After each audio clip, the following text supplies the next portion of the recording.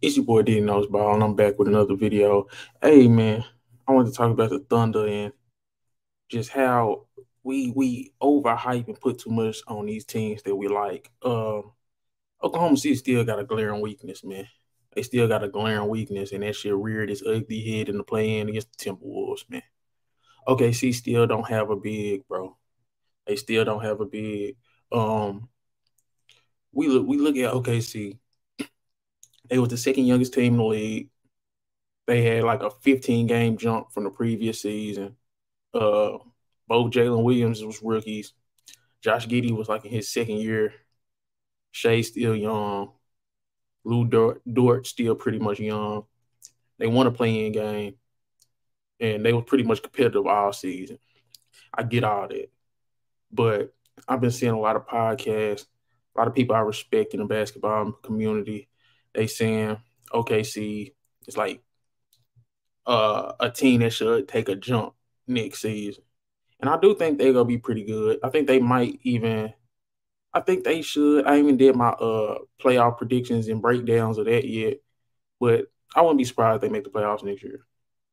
But are they a top five team in the West in terms of in the next 5 years? I don't know. And I still think they got a glaring hole at center. They don't have a true center.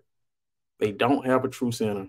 Um, you got Jay Williams from Arkansas. He was a rookie last year. I think he about 6'10". I think he was 6'10".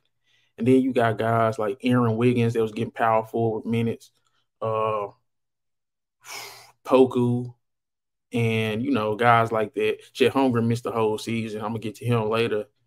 But I just I don't know if OKC can last, especially in the division they're in. They got Denver in their division. They got Minnesota in their division. They got Utah in their division. And then they got Portland. I mean, I'm not too worried about Portland, but you look at Denver. You got Michael Porter Jr. 6'10", Aaron Gordon 6'9", Nikola Jokic 7 feet. You look at Utah. You got Walker Kessler 7 foot, Laurie Markkinen 7'1". You got Minnesota. Rudy Gobert is a 7 footer. Nas Reed 6'11". Cat a 7 footer. In their own division, they got trees in the front court that they're gonna have to play against multiple times. They didn't have a winning record against Minnesota at any given point in the season, and they got exposed by Minnesota in the play-in. Now, I love SGA. He's one of the top 10 young talent in the league. I think he was third or fourth in scoring. He was All NBA, first time All Star. He's legit a superstar. But when you got a guy like Nikola Jokic in the front line of Denver, you got a front line of Minnesota, you're going to get exposed in the front court, man. And that brings me to my next point. Let's look at the play-in game against Minnesota. Minnesota got on their ass in the paint. Minnesota had 58 points in the paint. 58 points in the paint, man. Like, that is ridiculous, man. Karl Anthony Towns was getting guarded by Jalen Williams, y'all. Come on now.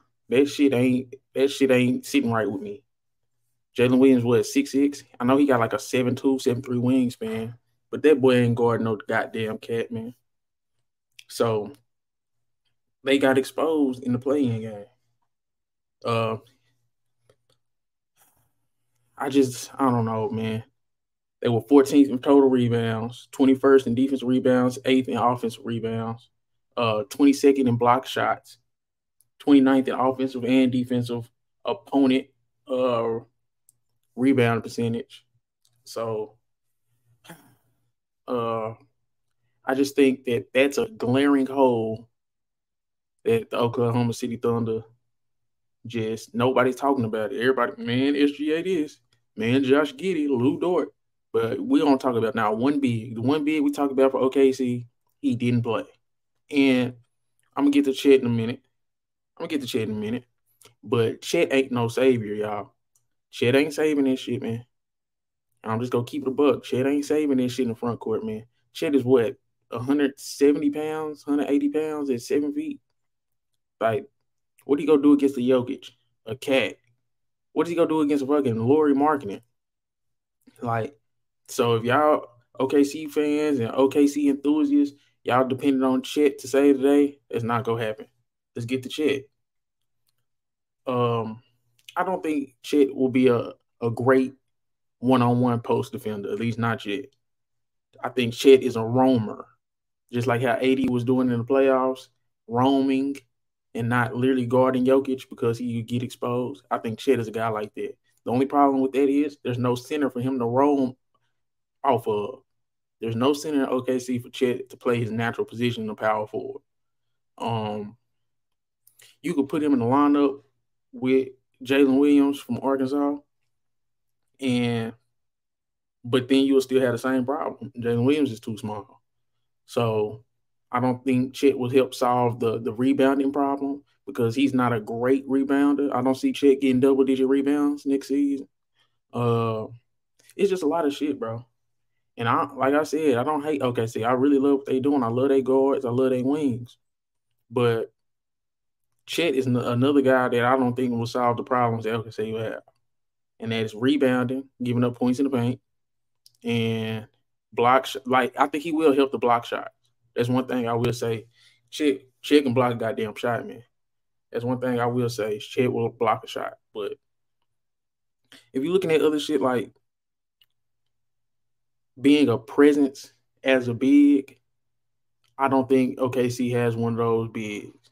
That'll be a consistent presence in the paint. I did want to touch on this. I'm trying to think. Oh yeah, I think they kind of botched the draft pick, the Ousmane Dieng pick. Let's go come back and bite them in the ass, man. That Ousmane Dieng pick was very bad. You had a chance. You could have walked away with Chet Holmgren, Jalen Williams, and either Jalen Duren or Mark Williams in the draft in 2022. And I feel like that would have been a massive, massive upgrade. Because you still could have got the Arkansas Jalen Williams later on in the second round. And you would have had an actual stable of guards, wings, and bigs.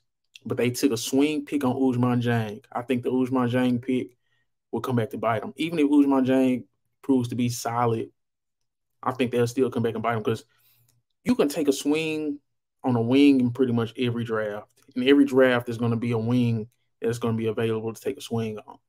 But there's not that many quality bigs that go play. We knew Jalen Duren was going to play. We didn't know he was going to be able to play this soon, but we knew he was going to eventually be able to play, bro. We knew Mark Williams was going to be able to play, bro. And you could have played Chet next to either one of those bigs, bro. So I thought that was a no-brainer. I love the Jalen Williams pick, but damn, you didn't get a big. You went and got another wing when you had a hole at the big man position, man. Chet is a power forward to me. So the fact that they didn't pick Mark Williams or Jalen Duren, I think that shit go come back and bite him in the ass, man. But all in all, man, that's just something to watch for with OKC. I think OKC will be a borderline playoff team, 7-8 seed or playing team going into next year. But this big jump everybody's expecting them to make, I don't know, y'all. Because that big man position is coming back. And they're in a division with a lot of good big men. Like I said, you got Rudy Gobert and Cat. You got Jokic, Aaron Gordon, Michael Porter Jr., 6'10". You got Lauri Markkanen and Walker Kessler in Utah. You got Jeremy Grant in Portland, even though Portland not too worried about Portland right now. But I'm just saying, man, the big man position for OKC is going to be something to watch this season, y'all. And I don't think they can contend with it without a really true big man, true center. Now they can make trades. They got assets to make trades, but they do need to prioritize getting a big, bro. Like that small ball shit is cool a couple years ago, but look what happened to Golden State against the Lakers, man. I ain't even mentioned the Lakers because they're not in a division, but the West got some good bigs, bro, at the power forward and center position. And I just don't think Chet can save the day. Everybody's leaning on that Chet shit. I don't know, man. This your boy Diddy Knows Ball. Make sure you like, comment, subscribe. Let me know what you think in the comment section. How y'all feeling about OKC? Am I tripping? Do y'all think they can make it without a true big? Let me know. This your boy Dino Ball. I'm out.